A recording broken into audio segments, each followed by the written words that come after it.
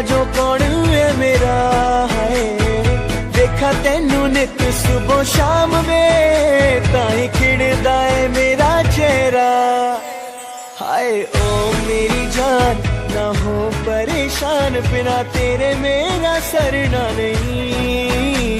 वे माया तेरी खैर होवे चारों पैर, शाला होर कुछ मंगदा नहीं।